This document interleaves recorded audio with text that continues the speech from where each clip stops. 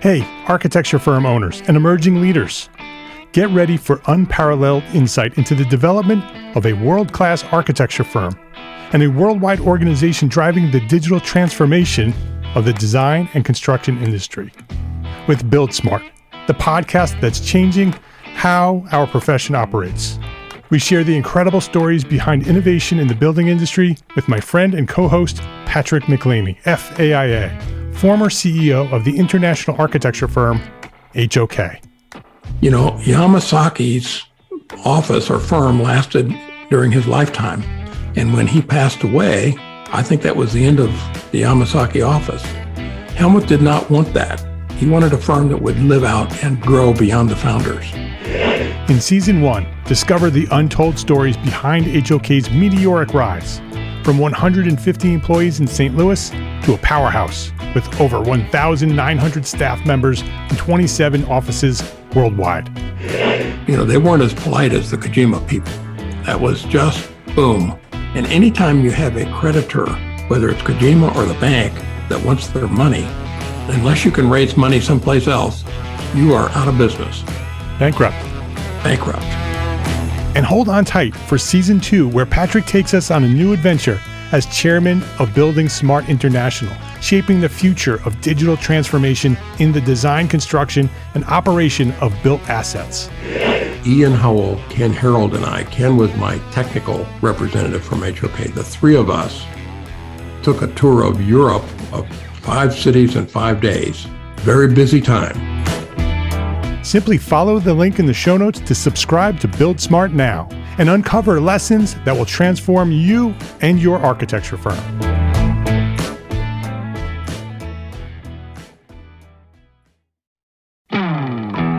Hey, architecture firm owners and emerging leaders. Get ready for unparalleled insight into the development of a world-class architecture firm and a worldwide organization driving the digital transformation of the design and construction industry. With Build Smart, the podcast that's changing how our profession operates. We share the incredible stories behind innovation in the building industry with my friend and co-host, Patrick McLeamy, FAIA, former CEO of the international architecture firm, HOK. You know, Yamasaki's office or firm lasted during his lifetime. And when he passed away, I think that was the end of the Yamasaki office. Helmut did not want that. He wanted a firm that would live out and grow beyond the founders. In Season 1, discover the untold stories behind HOK's meteoric rise, from 150 employees in St. Louis to a powerhouse with over 1,900 staff members and 27 offices worldwide. You know, they weren't as polite as the Kojima people. That was just boom. And anytime you have a creditor, whether it's Kojima or the bank, that wants their money, unless you can raise money someplace else, you are out of business. Bankrupt. And hold on tight for Season 2, where Patrick takes us on a new adventure as chairman of Building Smart International, shaping the future of digital transformation in the design, construction, and operation of built assets. Ian Howell, Ken Harold, and I, Ken was my technical representative from HOK. The three of us took a tour of Europe of 5 cities in 5 days. Very busy time. Simply follow the link in the show notes to subscribe to Build Smart now and uncover lessons that will transform you and your architecture firm.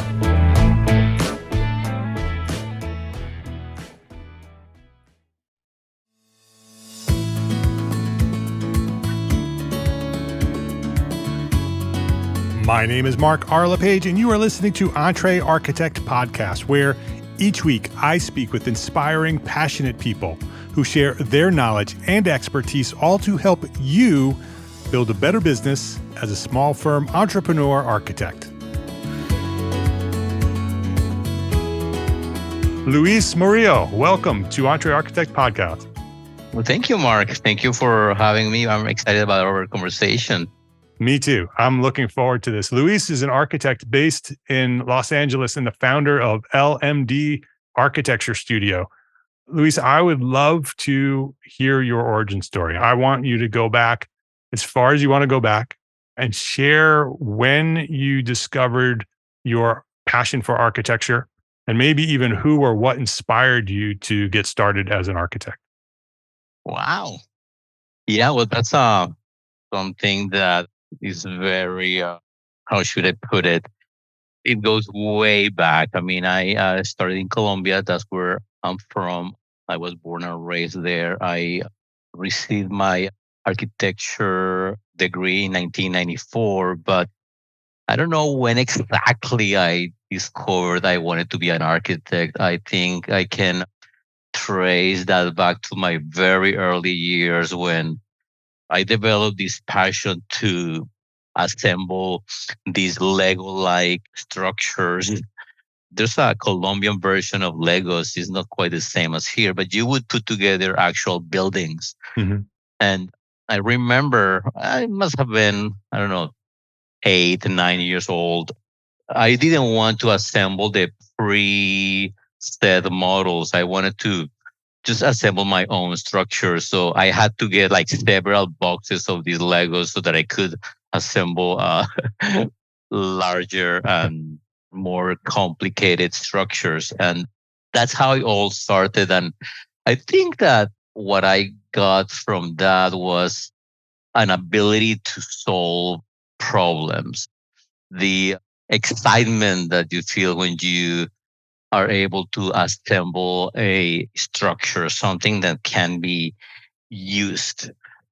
And I think that at the end of the day is all about problem solving. And that's how I see architecture.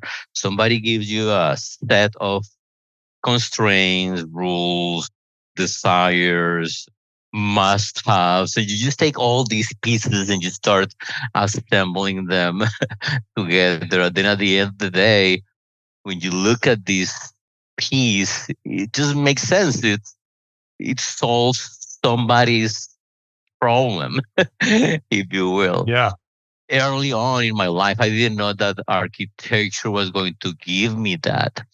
Actually, when I decided what to go to college for, I thought about engineering. And I went to civil engineering school in Bogota for a couple of years. I think it was, yeah, like 4 semesters. And I'm like, all these math and everything so precise. precise. Not that architecture isn't, but it's just a different Yeah. mentality. So all the math and the calculus and the algebra, that's not what my passion was. It had to be something more that required a lot more creativity than using formulas. I imagine that, and I know structural engineers are very creative too, but it's just a different mindset. Yeah. So I switched to architecture and I'm like, okay, now we're talking. This is what I want to do. Yeah. Do you remember? So at 8 or 9, you were playing with those Legos like blocks and creating those structures and getting that feeling that you're creating something from nothing. Do you remember when you learned that there was a profession called architecture and that there were architects who did that for a profession? Do you remember that time in your life where you learned about architecture?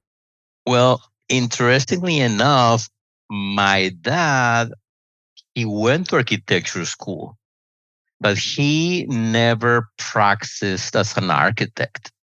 He got a job at a governmental institution in Colombia. And although he was related to somewhat to it, he was more in charge of, I guess, counting. And he never really worked in architecture. And my mom also went to architecture school, I think, for a couple years until she met my dad. And that was the end of it. But I don't remember ever talking about what they did or them even telling me that, hey, architecture, we never really practiced it, but it would be, we love it, it's good. No, I never had that. On the other hand, my dad had a lot of engineering friends, Yeah. or co-workers. So I got exposed somewhat to that, but architecture, that was the closest Yeah. idea I had. But So the context of architecture was there, right? So your mom and it dad. was there. It was there, but they never Yeah. really talked about it because, as I said, they never practiced it. Right. So I guess life took them in different directions. But I think that genetically speaking, Yeah. the passion for design, the passion about creating things, it was already there. Right. It was an unspoken thing in Right. our. It was just a part of your life, right? Because I would imagine that if your mother and your father both went to architecture school, they had an interest in architecture, right? They were creative and they had this passion as well, right? If you're going to pursue architecture, Mhm, that's what your interest is, right? So, their lives took them in different directions, but it mhm. must have been part of your culture, right? As your family's culture. Absolutely. And the fact that they gave you building blocks as toys, right? That's another thing, right? That's a common trait for architects in their origin story, that Legos are a part of that story. Uh-huh, And I uh-huh. always wonder if the Legos being introduced to the children at a young age inspire them to become architects, or is the inspiration already there, right? And the Legos are brought to the kid because they already have that inside them. They like to create, they like to build. And so they're given these toys to play with because they know that they're interested in that. It's just something that always interests me. Mhm. Yeah, I mean, there needs to be some predisposition. There's some, I mean, because architecture isn't only designing things. You hear all these stories about these kids that go to school thinking, oh, yeah, I'm going to design things and that's all great. And then you go out in the real world and you find yourself typing emails, Right. dealing Yes. with consultants, with Running businesses. running businesses, dealing with human resources. And when you take your 100% week and you actually calculate the percentage that you spend designing, uh, you could be disappointed. You knew that was 10%, or Right. sometimes, I mean, there may be weeks where you do more, but architecture has so many different components. First of all, you need to listen. That's one thing that architecture is about, listening. You start going to these meetings early in the process and hearing your clients talk. And a lot of times you hear a husband and wife, they both have different ideas for what their house or their home wants Right. to be.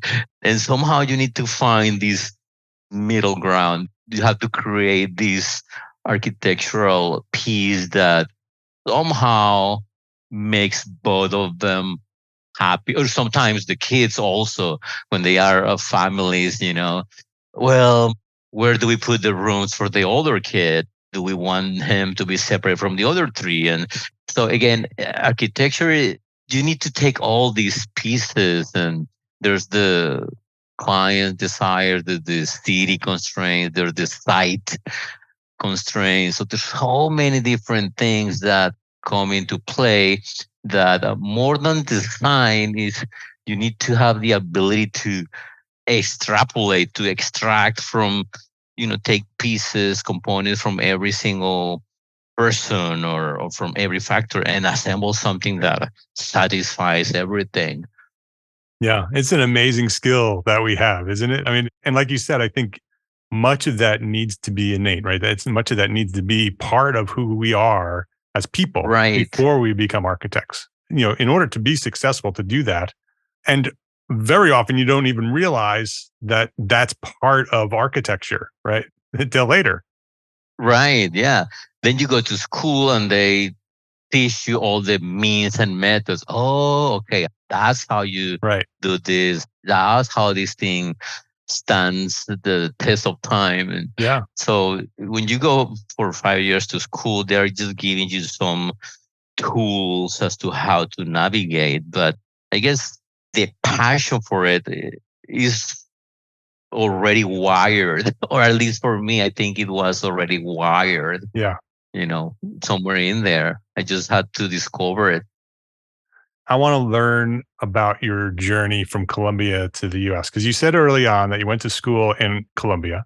Correct. And today you're a successful firm in Los Angeles. And so how did you get from Colombia to the United States? What was that story? Yeah. First of all, well, I graduated in 1994. It's also kind of interesting because I had my girlfriend and then we were in love. And then, and I told my dad that I was getting married In Colombia. in Colombia. And he said, okay, well, if you want me to go to your wedding, I need to see your diploma first. So I'm like, okay. So I graduated on April 6th, 1994, and I got married on April 30th, 1994. So I worked there for about 3 years doing custom residential work. I was a on-site architect for the design and construction of a new 5-story plus basement residential, project. And then, back then in Colombia, there was a lot of turmoil. Our president at the time, Mhm. there were a lot of talks about him being elected or money from the drug lords being involved or being used in the presidential campaign. And you would turn on the TV and all you would hear about was drugs and corruption. And I'm like, oh, I don't see myself growing up. And I lived in Colombia for 30 years. So it was the guerrilla, the paramilitary, the drugs, it's all this environment. I was so tired. And I had a friend, she's an architect in San Francisco. And somebody was looking for someone who knew how to draw in AutoCAD. And that was my thing back then, AutoCAD. So I was introduced to her. Then she was in Bogota. I remember in September. She lives in San Francisco, but she was in Bogota in September 1996. And we were working one night. I was helping her with some projects in Bogota. And I told her, Ana Maria, I'm not very happy here in Colombia. If you ever know of someone that needs, or if I can help you with something up there in the US, I'll move.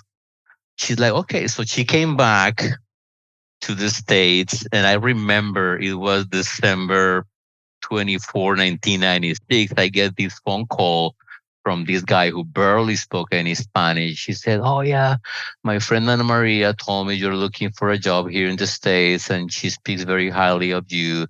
If you are really serious about moving here, come up here. I have a job for you. Oh, okay. Yeah, so we listened to this message with my pregnant wife, and my 1-year-old daughter was also there. A young family. We had a family, right? So I'm like, okay, I'll move. So March 7, 1997, I moved to the States. My wife and my daughter stayed behind for a couple months.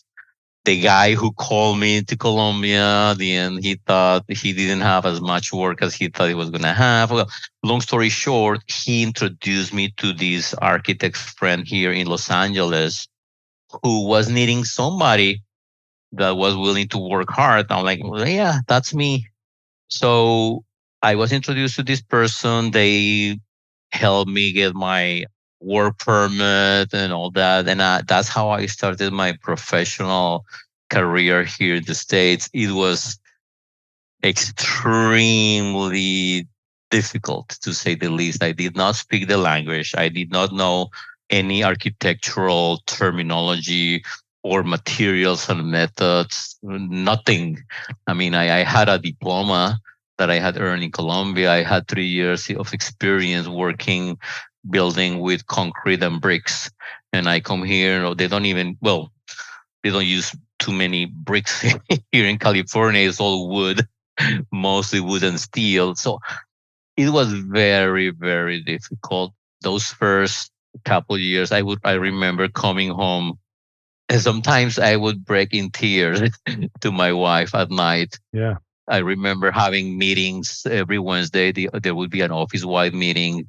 By then, that firm was about 20 people, all of them talking about things. And I'm sitting there in this meeting, not understanding 80% of what was being said at the time. So those were very, very rough years.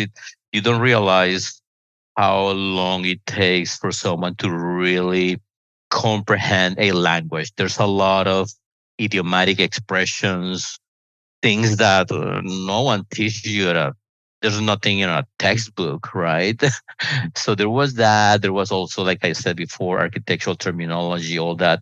So I think it took me at least 5 years to really, really understand the language. I don't think my English is there yet, but I think it's good enough to work in architecture, to express myself, Yeah. to understand my clients' desires. To be on an audio podcast, I think you're speaking pretty well. That was the other thing. Because one thing is to have a conversation with someone in person, and so completely different when you get a phone call from a job site, from a general contractor asking you for a detail. On the phone, you can see faces, you can see facial expression. You don't know, when it's a one-on-one conversation in person, you can guess a little bit of what is being asked from you. So that was tough when I was promoted. So I first was a junior designer there. I quickly moved to job captain, project manager. At the end of the 13 years I worked at that firm, I was the director or one of their architecture studios. I had, I think, 14 people in my studio. I was also in charge of the quality control program and also the graphic standards program. So it was a very successful career at that firm. And to this date, we maintain a phenomenal relationship with them. I am a firm believer in never closing a door behind you. People change. We all take different directions or take different approaches on how we do things, but there's no reason for you to break a relationship in not a very good manner. So again, we have a phenomenal relationship with them. In fact, when I decided to start my own business, this was back in 2010, it was mainly because we had taken a different approach to the process that ends up in an architectural or on a project. There were a lot of processes that I wasn't in line with some of the processes that were established, and I was able to convey that to my boss at the time. And at the end of the day, we decided that it was a good idea to part ways. But I remained working with them as a consultant to finish 6 or 8 projects that I was in charge. And my first large project, it was a major renovation for a client in Santa Monica, was for a project that company couldn't take at the time. So they gave these potential clients my name. Yeah. And that's how we got a jump start on our business. And that's a perfect example of why not to burn the bridge when you leave, right? Exactly. That's a good expression. Yeah. Burn bridges, never. Keep that relationship open, keep the bridge built so, they can help you and you can help them. Absolutely. And to this day, I'm working on one project where this company was hired to do the initial design, the schematic design, and the homeowner hired us to do the construction documents, to be the executive architect. So we collaborate, and we've done this for like 3 or so projects throughout the years. It's been 13 years since I left my first professional home in the States, and we still remain in touch. I'm very proud of that. Let's take a quick break to say thank you to our sponsors for their support of this episode. Accurate data is crucial, especially in today's business environment. Outdated and inaccurate data leads to turnarounds, delays, and rising costs. With supply chain and staffing issues, these costs and delays can multiply.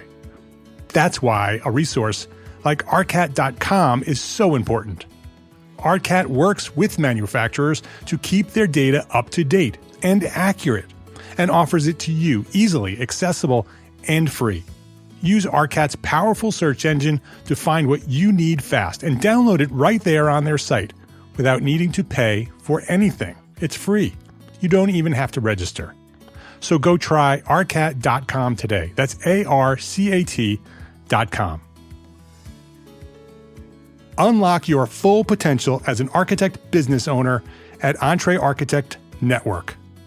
Since 2013, EntreArchitect has been the premier membership community designed exclusively for small firm entrepreneur architects like you. Join a vibrant community of like-minded professionals and gain access to a wealth of resources, mentorship, and support. From comprehensive courses to expert guidance, EntreArchitect Network equips you with the necessary tools to thrive in your career. Master business strategies, enhance your marketing techniques, and excel in project management, all while fulfilling your continuing education requirements along the way.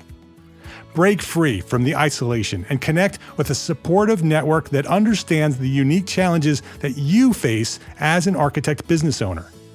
Whether you're a startup architect or a seasoned professional looking to make a difference, join us, and we will help you elevate your career, boost your confidence, and unlock opportunities for your architecture firm. When our community of entrepreneur architects is linked and leveraged as one, there's no limit to the impact that we can have on the world.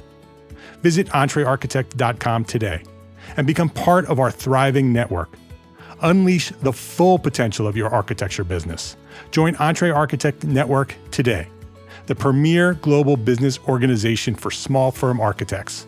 Learn more at EntreArchitect.com.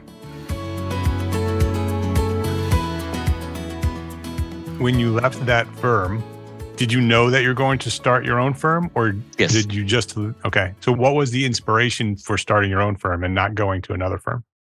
I wanted to do things my own way. I am a very efficient person. I don't like to spend, you have to spend time in meetings, obviously, because you need to gather all the information, but it gets to a point where it's all about being proactive, being efficient, communicating well with your clients and with everyone else in the team. And I thought, I have the tools. I believe I have what it takes. And I didn't want to necessarily start looking for someone else that would take advantage of my capabilities. I thought I could do it on my own. And that was it. And, I just set up shop we had a detached garage in that house where we used to live. And on that detached garage, I started the business. My wife, she has a degree in business administration. So that came very handy. I'm not very good at handling money. Not that I spend it or anything. I just don't care that much about that part of life. The money, keeping, accounting, all that, bookkeeping, that's not really my area of expertise. And having her doing that is awesome. I trust her dearly. I'm like, hey, as long as when I go to a restaurant and I swipe that card and goes through, that's all or if matters. I'm going to, if I need to buy a part for my bicycle, as long as it works, my credit card works, then we're all good. And that's how we operate. So my wife is my business partner also. She handles everything that has to do with marketing, with human resources, with personnel, everything that has to do with supplies in the office. And that's one thing, if I couldn't wish for a better partner, I guess, professional partner, because I can focus on project management. Yeah. And she can focus on that other extremely important part of the business. Yeah, that's very important, right? Because the business side must be done, right? In order to run a business, you have to run a business. And if the architect doesn't want to run the business, then they need to find someone else to run that business, because you will never succeed. Mm-hmm. You'll struggle and fail throughout your career, which many architects do. because they don't have somebody helping them with the business side. Right. And so that's very important. It's certainly a key to the success of your firm is to have that person in place. The work that you do is beautiful.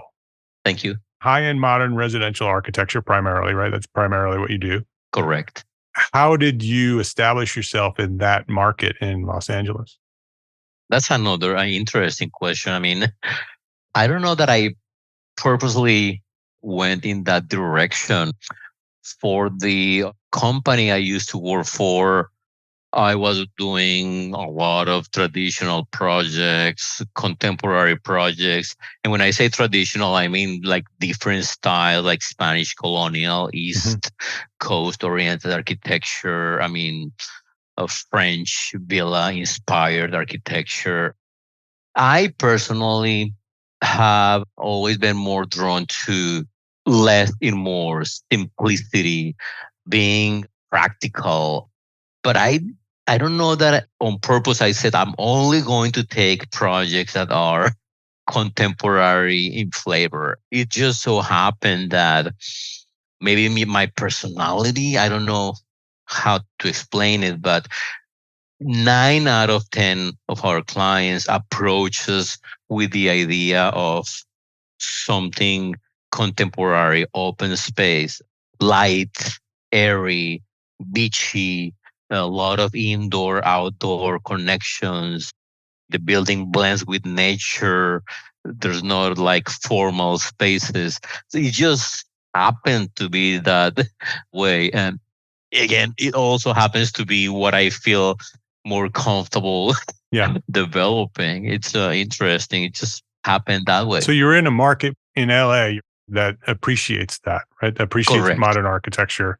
You know, LA, lots of successful people that have the money to be able to build homes of that stature. And so you're in a market that looks for that. Then you are skilled at that and have a tendency or desire to design in that way. You have a marketing partner, right? A business partner who then takes that interest in that skill that you have and markets it to the market, right? Promotes it to the market and reinforces that flywheel, right? That you do that great work, that work goes out into the market, that market's attracted back to the work that you do, and you get more of it. And then you serve them well and you design well, and that continues to grow. Correct. And so you can learn more about Luis's firm and see some of the architecture that he's done at lmdarchitecture.com. That's the website. Beautiful residential architecture. Luis, I have one more question before we wrap things up and before my final question, but I want to go back to, you had said earlier when you came from Colombia to the United States and you were in that period, that 4 or 5 years of transition from Colombia to the United States, that it was really difficult, right? That to the point where you were in tears. Was there any moment in time during that period where you regretted it or wanted to give it up and go back because it was so difficult? No, not at all. And that's one of our core values, funny enough, persistence. You know, once I take a step, and I don't take steps lightly. I mean, it may seem that, leaving my country, leaving everything I knew overnight with my young family it is an aggressive step, but it wasn't a decision that I took very lightly. I had been thinking about it for months. I wasn't happy where I was. Once I managed to convince my wife that this was the right move for us, we went full speed ahead. And that's how I approach life and business in general. I just go. I put down my best effort on everything. Did I feel sometimes like overwhelmed with everything that was being thrown at me? Yes, I did, but I had to find always the one thing that keeps me going, whether it's passion for what I do, whether it's the need to support my family. And when it comes to projects, again, I am given a set of constraints. I'm given all the pieces of the puzzle, and I will not rest until I managed to to assemble the puzzle. Speaking of puzzles, I can't really get a puzzle, and I get them often because I spent 3 days sitting on that thing until until it's done. Uh, And I finish those puzzles, and I actually take them to the store and frame them and put them as art pieces in my house. That's how I operate. It's called, I don't know, being persistent. yeah. Yeah. That's a great story. So I could see how you would come here and you just never look back, always look forward. What's the next step, right? If it's difficult, what's the next step to get to where I want to go? Keep that vision in mind and just keep moving forward until you achieve it. Yeah, I remember also a very quick story. When I was first working for that firm, I remember, like, there were other people being interviewed or other new employees, and they would always be thinking about what the company was giving them. What were their break times in the morning or in the afternoon, Mhm. when the next vacation would be, what the pay was, what tools the company was going to give them to perform the work. That's not how I saw things at that time. And partially is the fact that I grew up in a, I mean, we were not poor by any means, but we had limited resources. You have to make the best with what you have. So you learn to adapt. You learn to, well, the printer isn't working. What do I do? Well, let's draw a sketch very quickly by hand. Boom, boom, boom. I cannot be wasting time making copies or money making copies. Like, I do think that people makes a lot of copies here, prints and things. So in Colombia, I grew up being very efficient with my time, with the resources I had. And when I moved to the States, it wasn't what the company was going to do for me. They had given me the opportunity to transition from where I was to here. So my approach was like, well, I need to show them that they made the right decision by hiring me, by signing my work permit and all that. So I was always like, okay, what else can I do? How else can I do better my work? So I had to do my best to keep my company happy. Yeah. And that was a substantially different approach than what I saw the other. I don't know if you even entitled is the right term for that. Some people that think that, oh, Sure. well, you want me to work for you? What are you going to give me? That wasn't my mentality. Yeah. Yeah. And certainly has been a key factor in your success, not only through that firm, but to the success of your firm today. I think so. I think so. It's, always going the extra mile, doing the best that I can. Yeah. Yeah. What would you say, Luis, would be one thing that a small firm architect can do today to build a better business for tomorrow? We are being listened to by thousands of architect business owners. You've built a successful business from scratch. What would you say is one thing that a small firm architect could do today to build a better business for tomorrow? I think listening is a key component of what we do. Architecture, as we've been talking about, is the ability to solve problems, is the ability to take a lot of different components and assembling them together and make sure that the end result responds or is a solution to the problem that was given to you. And the only way, in my mind, to come up with an object, architectural object that responds to somebody else's needs, is to really listen to what is being told to you in those initial meetings. So we do spend a lot of time early on in the process listening. We came up with these questionnaires where we give our clients like, hey, okay, Why are you doing this? Why this property? Why this location within that city?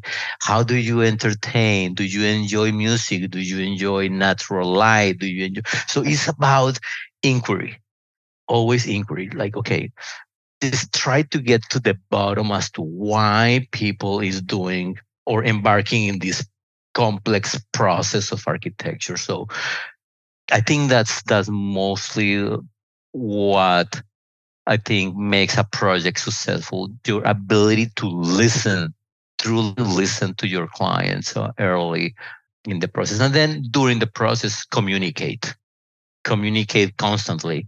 Give your clients weekly updates as to where you are, what your schedule is, what do you anticipate is upcoming in the next few weeks or months. So just keep everyone informed.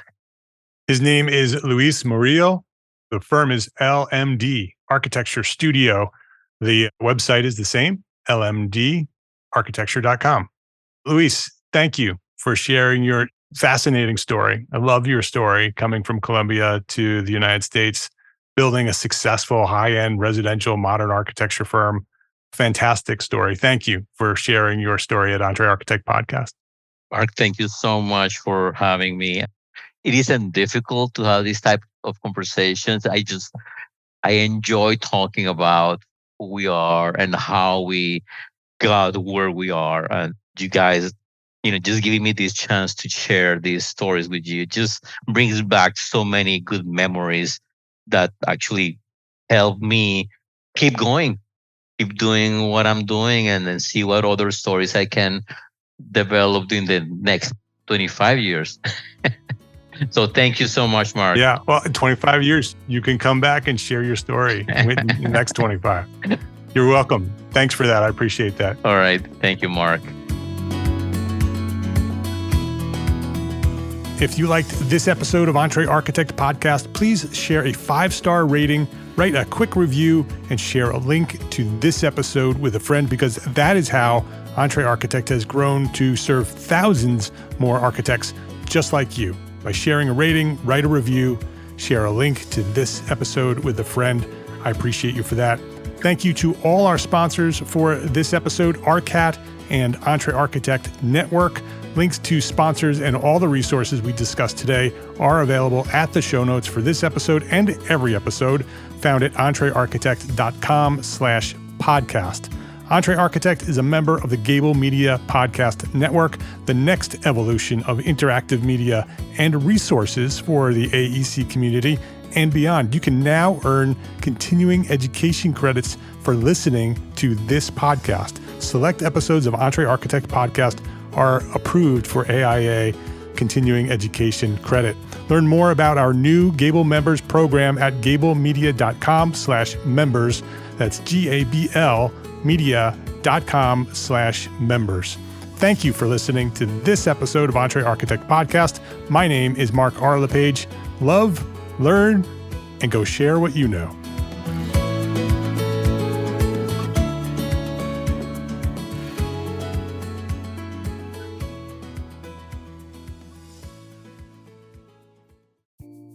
Imagine earning continuing education credits while doing exactly what you're doing right now. Well, you can. Gable Media has revolutionized the way you earn your continuing education credits with a groundbreaking approach. Forget running around town and scouring the internet for credit-worthy courses. Fulfill your CE requirements effortlessly by listening to engaging podcasts just like the one you're listening to now. Our podcasts are designed to educate, entertain, and inspire, all in a user-friendly environment. But wait, there's more. Architects, Gable Media is also approved as an AIA continuing education services provider. Upon completion, we handle everything, from reporting your hours directly to the AIA to storing your certificates in your personal Gable Media profile for your self-reporting needs. So follow the link in the show notes and start earning your credits in the most innovative and entertaining way possible with Gable Media. Attention architects and creative minds, get ready to supercharge your brand with Build Your Brand, the podcast that's unlocking the secrets of branding success for creatives. Hey there, it's Mark Arlepage, founder of EntreArchitect, and I'm inviting you to join my friend, architect marketing expert Jeff Eccles at Build Your Brand podcast, where he explores the captivating stories of the world's top brands and transforms their lessons into powerful moves for small firm architects and creatives like you. In Season 1, Jeff shares the thrilling tale of Southwest Airlines, where he dissects their journey to the summit and distills it into strategies tailor-made for you. It's important to keep in mind that companies like Southwest compete in the real world, just like you, and face real-world challenges, just like you. You might be surprised at how similar those challenges are to the struggles that you grapple with on a day-to-day basis. Don't miss out on your blueprint for success. Subscribe, tune in, and let's build your brand together. You may have noticed that the very best brands in the world are also known for having somewhat unique corporate cultures. That's often the glue that holds everything together when they encounter those rough spots. We don't do it because it inconveniences the passengers to whom we are primarily dedicated, the short haul, frequent flyer. Follow the link in the show notes to subscribe to Build Your Brand today. Remember, no matter the size, the journey's the same. Your brand's journey to the top starts here.